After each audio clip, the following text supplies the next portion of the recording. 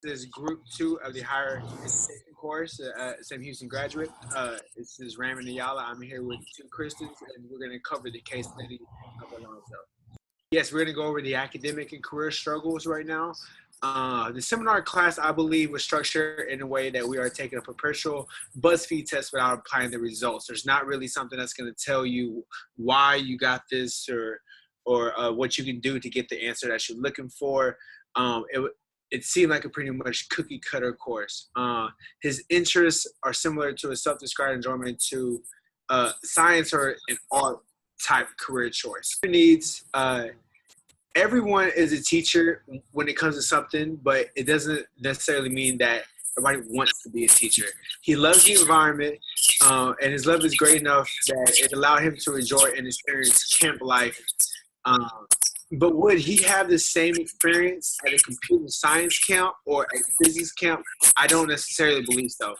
I would want him to be with some of his career advisors and to maybe discuss some of his personal feelings before he got too far into his curriculum. Gathering information, this is basically me getting to know Alonzo. So we would ask him exactly what he wants to do with his life 10 years from now. Because when you come into a program, you want to be able to have a life where you love what you do. So I would ask him questions like, what are your strengths and your weaknesses? Do you have a specific time frame where you want to graduate? What is the influence? What type of influence does your family or friends play in your decision making when it comes to your major career choice? So these are basically this is basically me getting to know Alonzo and getting to know him as a person rather than just another number that comes into my office and me placing him wherever. So one of the resources that we wanted to focus on was the Sampson's 4-step model, primarily focusing on developing that relationship with the student and then orienting him to the appropriate resources online. We do want to focus on setting up a meeting directly to cover the ONET interest and profiling with him and going over the career decisions overall. Some of the assessments that we recommended was Strengths Quest to find out what his strengths and weaknesses were, and then better developing them based upon his academic program. And then on the OnNet interest profiler, when we wanted to make sure that we were reviewing the completion information for careers and then developing an academic plan with him. And then below, we've listed a few other online resources that he can list. In the end, we'd ultimately set him up appointments with the academic departments, have him write down questions and answers from those meetings into the journal or blog that he has.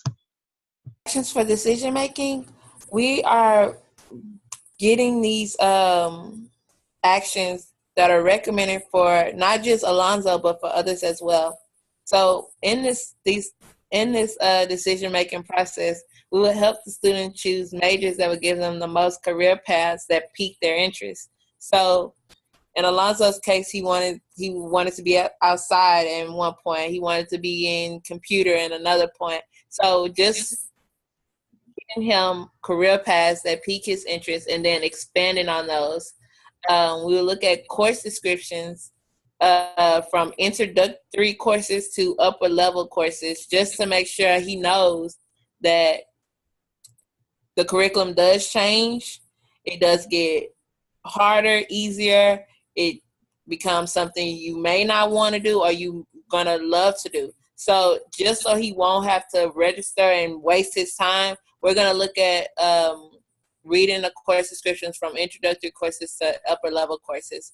And then we're going to set appointments with faculty members that have some background on his career choice or his major, so that he'll have some personal relationships with people who have the same mindset as he does. So the summary, what are the main issues provided by the case? So we said that rapport was not built up with the student and academic advisor. It seemed like Alonzo was just put in places where he said one thing and they just said, oh, well, education is the thing for you, or computer is the thing for you. So we felt like he didn't have enough relationship or rapport with the academic advisor, or the academic advisor with the student.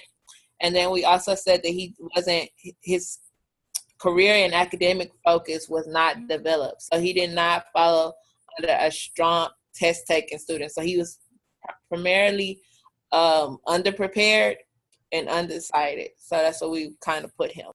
So one of the theories that we felt most appropriate for this case study was Holland's theory, because that would allow Alonzo to take this on-net test and determine what his personality types were in connection to a career.